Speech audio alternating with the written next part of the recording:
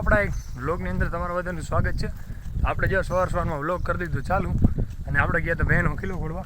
તો આપણે ભેંનો કિલો ખોડી આવ્યા અને હવે આપણે ભેંને બાંધવાની જોયું ધોકડ છે ને ખવાઈ જાય, ધોકડ ખાઈ જાય ને પછી આપણે અહીંયા આ વખતે બગીચાનો પ્લાન કર્યો છે આંબા વાવવાનો.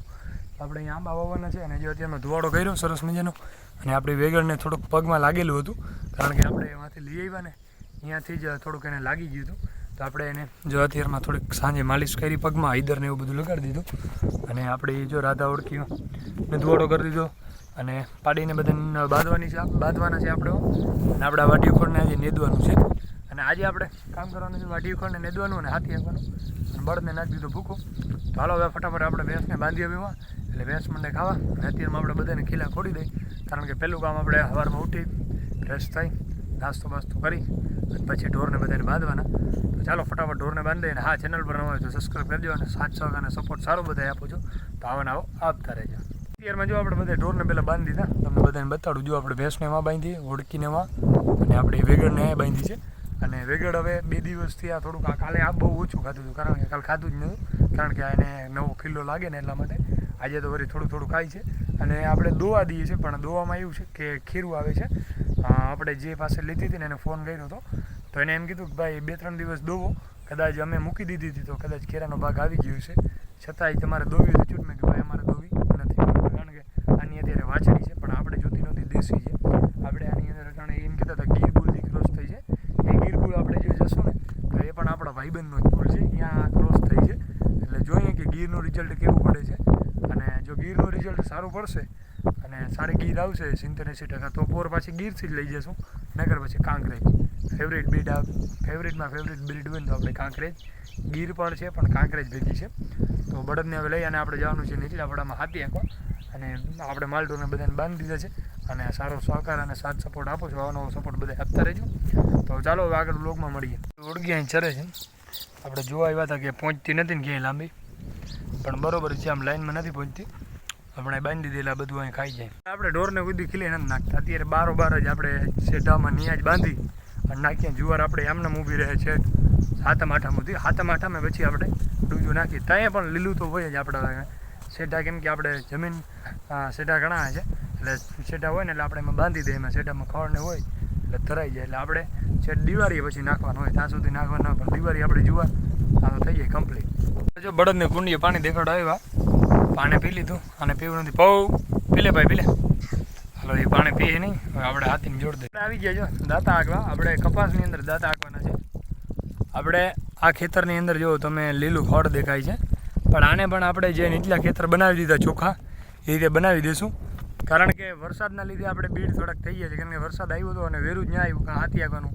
આપણે કપાસ ચોપી દીધા પછી એને વરસાદ જ ના રહ્યો પણ હવે રહી ગયો છે. તો હવે જો 3 દિવસ રહી જાય તો આ કપાસ પણ ચોખ્ખો કરશું. આમાં દવા મારવી પહેલાં એટલે કાંઈક ખડ સાફ થઈ જાય ને પછી નેદી નાખશું. અને માંડવી પણ આપણે ચોખી છે, માંડવીમાં ખડ નથી એટલે ઓલી બાજુ 2 વીઘામાં છે એ તો આપણે હાથેથી નેદી નાખશું. અને ઓલો જે 10 વીઘાનો કપાસ છે એ આપણો ચોખ્ખો થઈ ગયો છે કમ્પ્લીટ. 2 વીઘા રહ્યું છે એમાં એ પણ ચોખ્ખો થઈ જશે. અને જે પાછળ તમને દેખાય છે બધું આમાં આપણે જુવારનો પ્લાન છે કે કપાનો પાછળનો પ્લાન છે એટલે આમાં આપણે દાંતી મારી આને પણ કમ્પ્લીટ કરી દઈશું. આ વખતે ખેડાઈ ગયું હતું પણ આ વાવતા આ વખતે આપણે તાણ પડી કારણ કે મજૂર ન જઈડા એટલે પછી આ વખતે મૂકી દીધું અને આમાં પણ આપણે કમ્પ્લીટ કરી નાખશું. બધું ચોખ્ખું કરી કમ્પ્લીટ કરીને વાવી પણ દઈશું. ઓલી બાજુ આપણી થોડીક જુવાર પણ છે એને રાખશું બળદ માટે ચારવા માટે. આપણે કપાસમાં હાથી હાંકતા હતા એ કપાસનું કામ થઈ ગયું છે બધું પૂરું અને હવે આપણે આવી ગયા છીએ આ નીચલા ખેતરમાં. આમાં આપણે વાવવાની છે જુવાર એટલે મોરથી પહેલાં દાંતી મારી દે એટલે ખડ બધું મરી જાય. પછી આપણે રાપ કાઢી નાખશું અથવા રાપની કાઢી તો હમાર મારી દઈશું. બેમાંથી કરશું કે ડાયરેક્ટ વાવણું કરશું. અને જો અત્યારે બળદને છોડીએ છીએ ચરવા માટે અને આપણે રિક્ષા માટે બેઠા છીએ. અત્યારે વાગ્યા છે 3 અને હવે આપણે ઢોરને બાંધવા ગયા હતા. આપણે પાછળ છે ને ગરેડો છે ઊભો રસ્તો હોય ને એમાં આપણે બાંધ્યા હતા. લીલું એમાં સારું ખડ હતું તો બાંધી અને અત્યારે વાગ્યા છે 3. આપણે બપોરે કરવા ગયા હતા બપોરે અને આપણે બળદને એકવાર પાણી પણ પાઈ અને પાછા અહીં મૂકી ગયા હતા આપણા જે જુવારવાળું ખેતર છે ને એમાં. તો અત્યારે હાલો આપણે જુવારવાળા ખેતરમાં જાય બળદને લઈ લઈએ અને હાથી જોડ દઈએ. 3 વાગ્યા છે 3 અને થોડોક તડકો પણ છે પણ વાંધો નહીં આવે.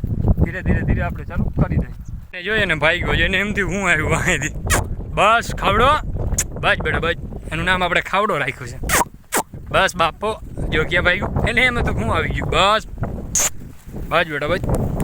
નું મોંઘેરું રતન હો ભાઈ આપણો હાવ જ છે.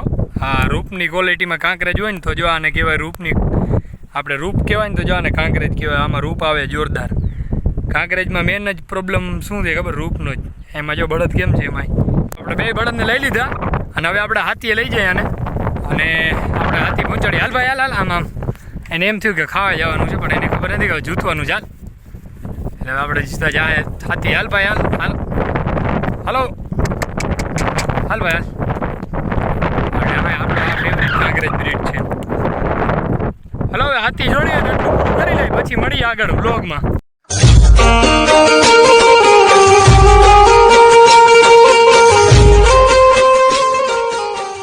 હાથી જો આટલું હાલી ગયું, અડધા માથે હાલી ગયું ને હવે થોડુંક છે. સાંજે 6 વાગશે તો બધું હાલી જશે બરોબર.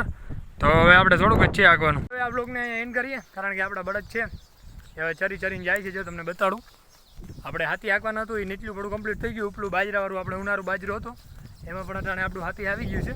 2 ગોથા મારી દીધા અને આપણા બળદ હવે ઘરે જાય. તો ચાલો હવે આ વ્લોગને એન્ડ કરી નાખી. મળીએ નવા વ્લોગમાં. જય ગૌ માતા.